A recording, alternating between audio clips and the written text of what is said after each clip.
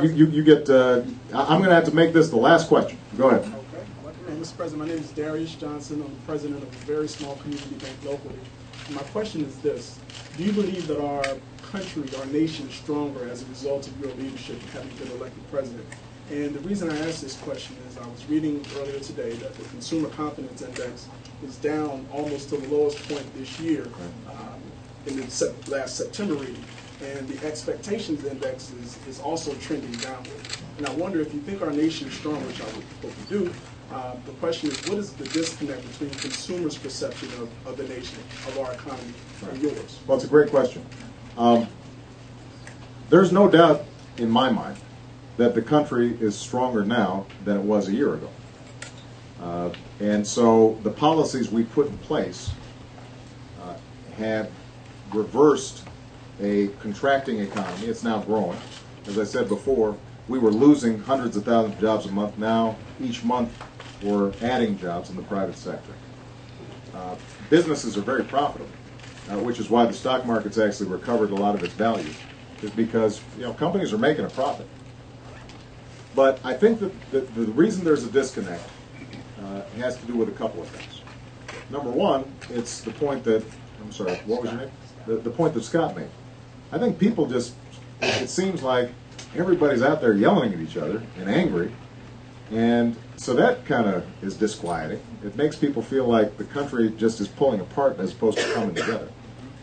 And then that adds to an atmosphere, of, remember I talked about, energy efficient buildings. We got, so I think that's part of it. But obviously the most important part of it is just that people are still hurting economically. Even though things have gotten modestly better, you've still got millions of people out there who are out of a job. You've still got hundreds of thousands of folks out there who are losing their homes. Now, I hear from them every day. In settings like this, I hear from, because I get letters every night from folks who are asking me, why aren't we seeing faster progress in terms of the economy picking up? And so, this has been now, this was the longest recession and the deepest recession by far that we've experienced since the Great Depression. Basically, unless you were of age during the Great Depression, folks have never seen anything like this. So understandably, people are nervous.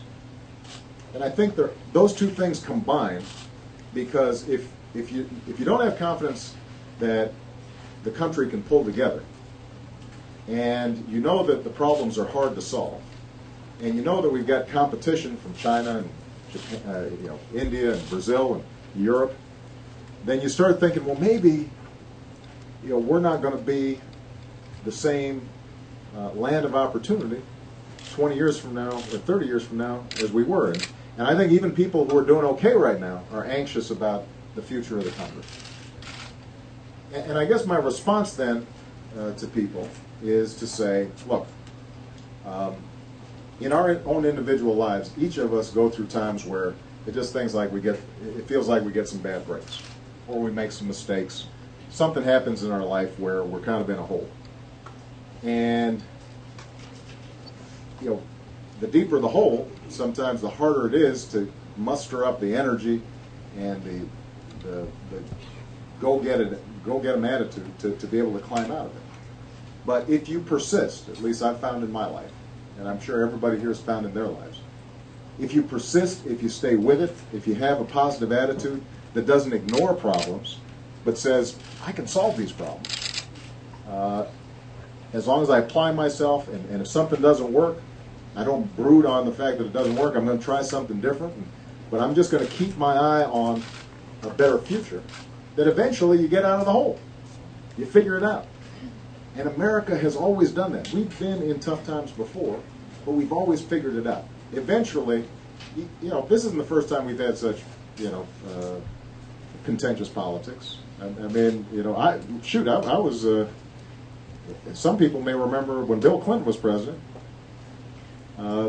folks were going nuts, calling him names and Hillary names, and frankly, when Ronald Reagan was president, the first couple of years, the economy went through a very tough time.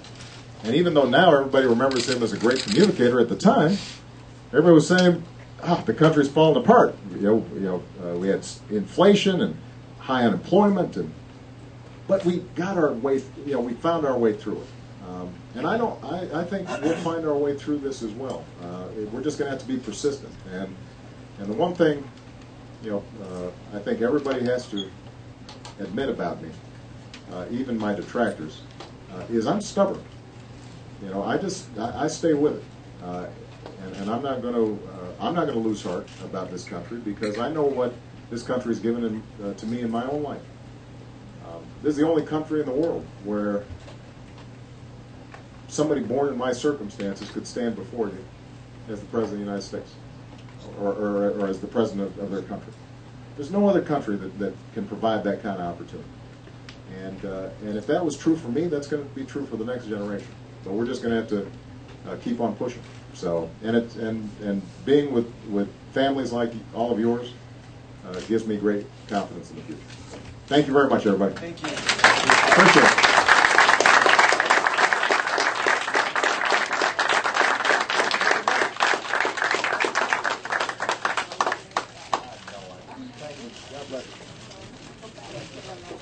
And you do that. You go ahead and I kissed you back. Thank you so much. Thank you. Thank you so much. Thank you. Thank you. Thank you so much. Maybe we'll bring the girl down in the light. So, thank you so much. I appreciate it. Thank you.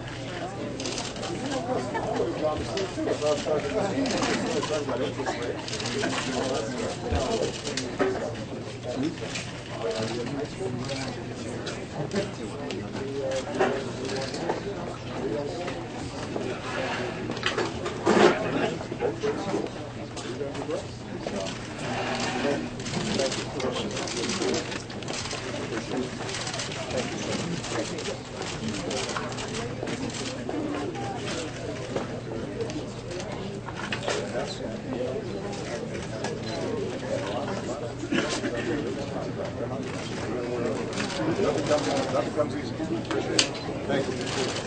Thank you. Thank you so much. Thank you. Good to see you.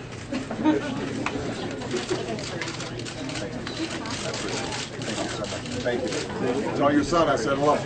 All right? There you go. Thank you. So nice. Thank you so much. Really enjoyed it. Thank you. That's what I absolutely. Thank you so much. Really enjoyed it. Thank you so much. I enjoyed it. Thank you. Thanks for your questions, sir. Appreciate it. Thank you. Oh, I can't afford to get tired. Absolutely. Thank you so much. Thank you so much. What's that?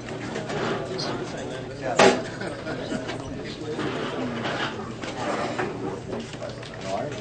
Well, you're important one to the so, thank you. Appreciate it. Thank you so much. Appreciate it. Thank you so much. Really enjoyed it. Thank you so much.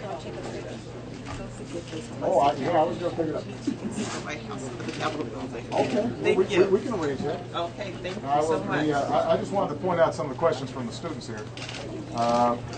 Is it hard to be a president? History number one. I was really proud of that question. That's a good question. What are you hoping to accomplish in the upcoming year of 2011? What will be your stance on the Middle East? And when should we be looking for this change? From Stuart Rowan in 8th grade civics class. That's pretty good. All right, I'm going to respond to these guys in writing. Thank you, I really appreciate it. Thank you so much. Oh, I had a great time. I really enjoyed it. Thank you so much. I appreciate it. And I'm looking forward to your education reform. Thank you. It's going to make a difference. Economic finance. Oh, that's so important. We got our young people. Increase financial literacy. That can save people. Oh, really?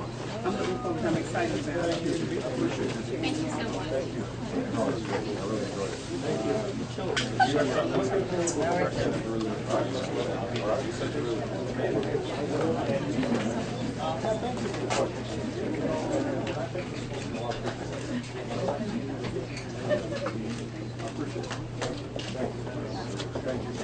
Enjoy it. Thank you, sir. Appreciate it. Are you seeing?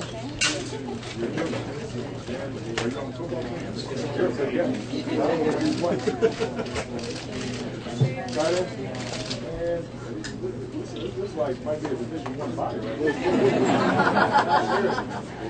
We appreciate you also participating in that. That means a lot.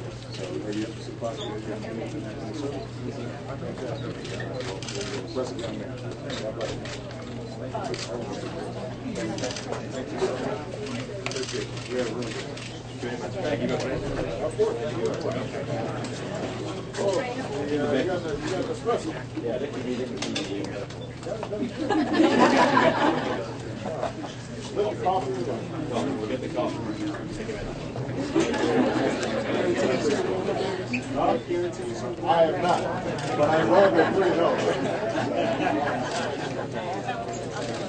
All right, come on, let's get it. Now.